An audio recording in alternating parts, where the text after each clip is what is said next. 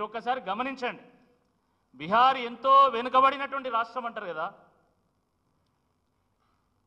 అలాంటి Bihar public service commission release చేసినటువంటి వార్షిక క్యాలెండర్ ఇది,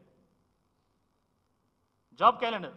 మీరు దీంట్లో గమనించండి, serial number, name of the post, number of vacancies, ఎన్ని వేకెన్సీలు ఉన్నాయి, ప్రిలిమ్స్ ఎగ్జామినేషన్ ఎప్పుడు డేటు, మెయిన్స్ ఎగ్జామినేషన్ ఎప్పుడు డేటు, అదేవిధంగా interview date, final results date, దాని తర్వాత రిమార్క్స్. ఇట్లా Bihar public service commission release చేసినటువంటి క్యాలెండర్లో డేట్లు ఉన్నాయి, నెంబర్ ఆఫ్ జాబ్స్ కూడా ఉన్నాయి, జాబ్ కైండ్ కూడా ఉంది. అదేవిధంగా మన పక్కన్నటువంటి Tamil Nadu public service commission release చేసినటువంటి క్యాలెండర్ మీరు ఒకసారి గమనించండి.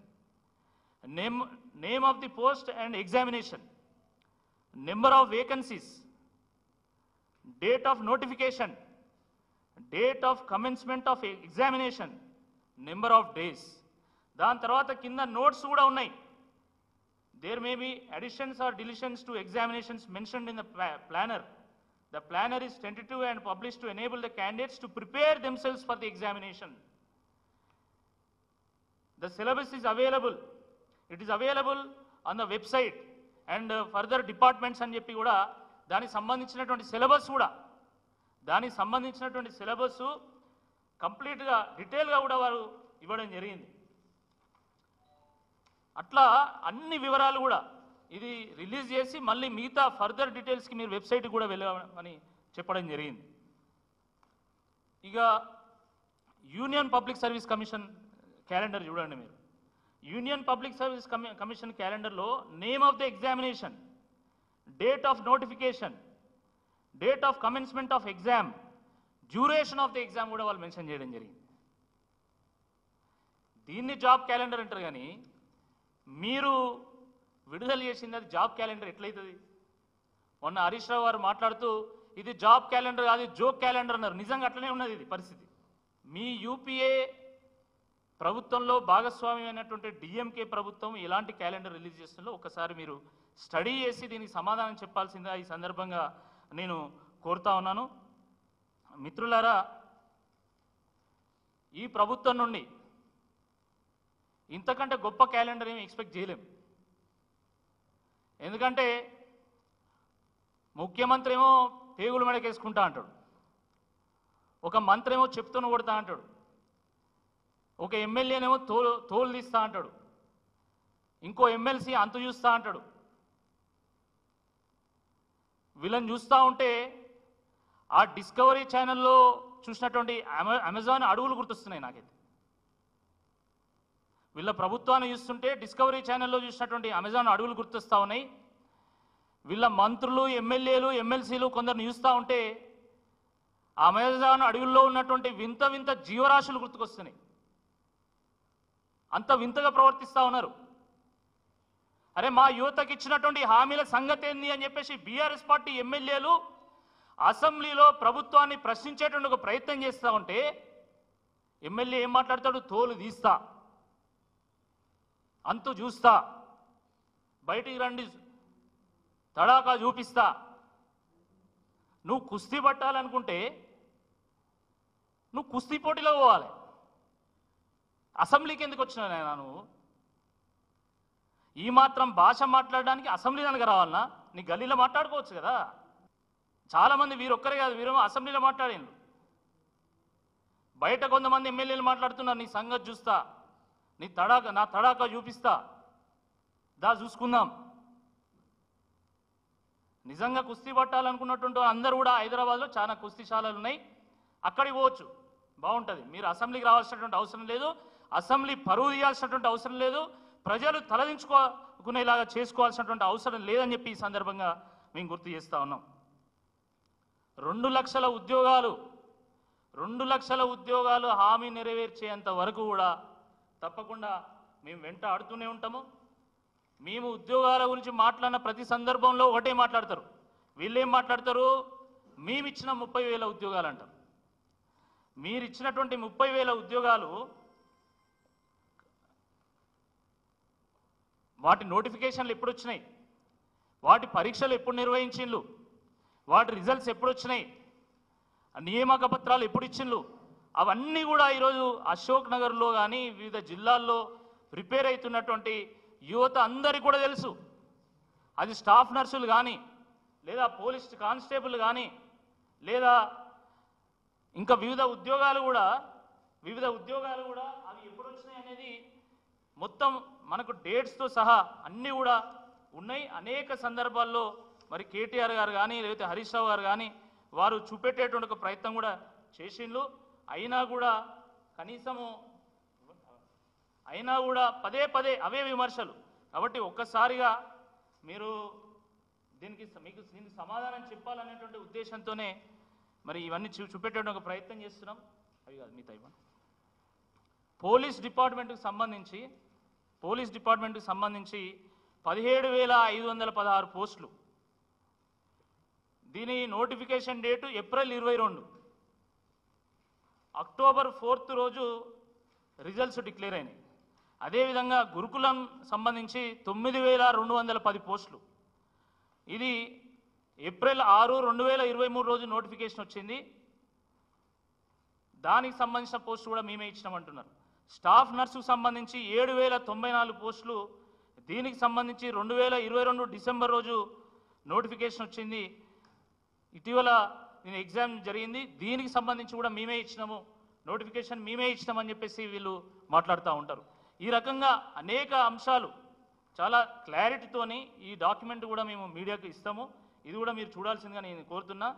ఇప్పుడు ఏ పోస్టు, నెంబర్ ఆఫ్ పోస్ట్ ఏంటి, దీని నోటిఫికేషన్ వచ్చింది ఎప్పుడు వచ్చింది, దీని ఎగ్జామ్ ఎప్పుడు నిర్వహించినా కూడా చాలా స్పష్టంగా ఇందులో ఉంది. దీనికి సంబంధించి ఈ డాక్యుమెంట్ కూడా మేము రిలీజ్ చేస్తాం.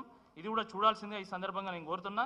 ఇదే కాకుండా ఇప్పుడు మళ్ళీ ఇంకొక 10,000 పోస్టులు అంటే బీఆర్ఎస్ ప్రభుత్వం ఉన్నప్పుడు రిలీజ్ చేసినటువంటి నోటిఫికేషన్ల ద్వారా జరిగినటువంటి పరీక్షా ఫలితాలను వెల్లడించారు. దానికి సంబంధించిన నియామక పత్రాలు కూడా రెడీ చేస్తున్నారు. ఇంకో 10,000 పోస్టులు ఏవి అంటే అవి group 4 junior lecturers, TSPSC, assistant professors and assistant lecturers, polytechnic lecturers, ఇవన్నీ కలిపితే మళ్ళీ 10,000. ఇవి కూడా మేమే ఇచ్చినామని చెప్పుకోవడానికి మళ్ళీ ప్రభుత్వం సిద్ధమవుతాం. మామూలుగా ఊర్లల్లో ప్రతి ఊర్లో ఒకరిద్దరు ఉంటారు. ఎవరు పెళ్లి జరుగుతుంది అనేది వాళ్ళకి సంబంధం లేదు. ఎవడు పెళ్లి జరిగినా కూడా వాళ్ళ భరతులకు వచ్చి వీళ్ళు డ్యాన్సులు చేస్తూ ఉంటారు. ఇప్పుడు కాంగ్రెస్ వాళ్ళ పరిస్థితి కూడా అట్లనే ఉన్నది. ఎవరు ఉద్యోగాలు ఇచ్చినా అనేది సంబంధం లేదు. ఉద్యోగ నియామక పత్రం ఇస్తే చాలుగా నేనే ఇచ్చిన. ఎల్బీ స్టేడియంలో ఊరంతా టెంట్ వేసి డప్పు కొట్టి మరి మేమే ఇచ్చినామని చెప్పేసి సిగ్గు లేకుండా చెప్పుకుంటున్నాను.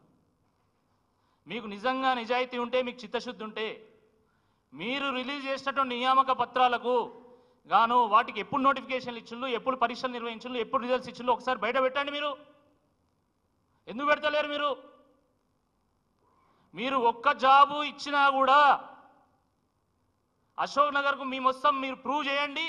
ఒక్క నిరుద్యోగితోనైనా అనిపించండి, మేము రాజీనామా చేయడానికి సిద్ధంగా ఉన్నామని చెప్పేసి కేటీఆర్ గారు ఏదైతే సవాలు విసిరిందో, దమ్ముంటే ఆ సవాల్ని స్వీకరించాల్సిందే. ఈ సందర్భంగా నేను కాంగ్రెస్ పార్టీ నాయకులను కోరుతా ఉన్నాను. స్వయంగా కేటీఆర్ గారు అసెంబ్లీ సాక్షిగా మాట్లాడేం లేదా?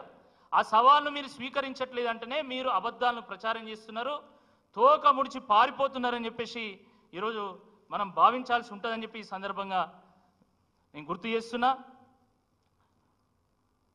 నాడు రాష్ట్ర యువతను అవసరానికి వాడుకున్నారు, ఈరోజు వాళ్ళ జీవితాలతోనే ఆడుకుంటున్నారు. ఆ రోజు అధికారం కోసం వాళ్ళ కాళ్ళు పట్టుకున్నారు. ఏ చేతులతోనైతే ఆ రోజు కాళ్ళు పట్టుకున్నారో ఈరోజు అదే చేతులతోని నిరుద్యోగుల కాలరు పట్టుకుంటా ఉన్నారు, వాళ్ళ కంఠాన్ని నలుపుతా ఉన్నారు. ఆ రోజు మీరు అండగా ఉంటామన్నారు, కానీ ఈరోజు ప్రశ్నిస్తే అక్రమంగా అరెస్టు చేస్తూ ఉన్నారు, వాళ్ళ మీద అరాచకం సృష్టిస్తూ ఉన్నారు. మీరు ఎంత అణిచివేస్తే తిరుగుబాటు అంత తీవ్రమవుతున్నది అనేటువంటి వాస్తవాన్ని గుర్తుంచుకోవాల్సిందిగా నేను నిరుద్యోగుల పక్షాన విజ్ఞప్తి చేస్తా ఉన్నాను. మీరు జీవోను రద్దు చేసేంత వరకు మేము ఓజీలాగా రణమెత్తుతూనే ఉంటాము, రణరంగాన్ని సృష్టిస్తాము, వెంటాడుతాము. తప్పకుండా మీరు దిగి వచ్చేంత వరకు తప్పకుండా అన్ని రకాల ప్రయత్నాలు చేస్తామని చెప్పి ఈ సందర్భంగా నేను విజ్ఞప్తి చేస్తా ఉన్నాను. నిరుద్యోగ యువతను కూడా నేను విజ్ఞప్తి చేస్తున్నాను. ఎందుకంటే నిన్న మొన్న వాళ్ళ గ్రూప్లల్లో ఒక ఇద్దరు యువకులు మేము సూసైడ్ చేసుకుంటామని చెప్పి పెట్టడం జరిగింది. నాకు కొంతమంది ఫోన్ చేస్తే నేను పర్సనల్గా వాళ్ళతో మాట్లాడి మీరు సూసైడ్ చేసుకోవాల్సినటువంటి అవసరం లేదు, మనం పోరాడాలి, పోరాడితే పోయేదేముంది బానిస సంఖ్యలు తప్ప అని చెప్పేసి వాళ్ళకు ధైర్యం నింపేటువంటి ఒక ప్రయత్నం చేశాను. అదేవిధంగా కేటీఆర్ గారితో కూడా మాట్లాడించడం జరిగింది. కాబట్టి నిరుద్యోగులందరూ కూడా మేము విజ్ఞప్తి చేస్తున్నాము, కాంగ్రెస్ పార్టీ ఇచ్చినటువంటి ప్రతి హామీని నెరవేర్చే విధంగా తప్పకుండా మేము పోరాడతాం, మీ వెంట నిలుస్తాం, మీకు అండగా నిలబడతాము, తప్పకుండా మీకు జాబ్స్ వచ్చే విధంగా మేము చూస్తాము, అన్ని రకాలుగా ఆదుకుంటామని చెప్పేసి రాష్ట్రంలో ఉన్నటువంటి యువత అందరూ కూడా మేము విజ్ఞప్తి చేస్తున్నాం. అదేవిధంగా తప్పకుండా మరి ఇప్పుడు పార్లమెంటు సెషన్లు ఉన్నాయి. పార్లమెంటు సెషన్ల సందర్భంగా కూడా మేము యువతకు విజ్ఞప్తి చేస్తున్నాం, మీరు ఇక్కడ ఉన్నటువంటి ఎంపీలను కలవండి, వాళ్ళని నిలదీయండి. మీ ఓట్లతోనే వాళ్ళు గెలిచిళ్ళు కాబట్టి వాళ్ళని నిలదీయండి. మేము ఓట్లేస్తే మీరు ఎంపీలుగా గెలిచిళ్ళు, మీరు ఎంపీలుగా గెలిచి ఏం చేస్తున్నారు, ఆ పార్లమెంటు సాక్షిగా, ఆ పార్లమెంటు వేదికగా మీరు రాహుల్ గాంధీ గారిని ఎందుకు ప్రశ్నించారు? అదే రాహుల్ గాంధీ గారు అశోక్ నగర్కి వచ్చి వారు మేము జాబ్స్ ఇస్తామని చెప్పేసి ప్రామిస్ చేసిండ్రు, జియో 46 రద్దు చేస్తామని ప్రామిస్ చేసిండ్రు కదా, ఆ రాహుల్ గాంధీని ఎందుకు ప్రశ్నించరు అని చెప్పేసి మీరు నిలదీయండి అని చెప్పేసి ఈ సందర్భంగా యువత అందరూ కూడా నేను పిలుపునిస్తాను. నా క్వశ్చన్స్ ఉంటే అడగచ్చు.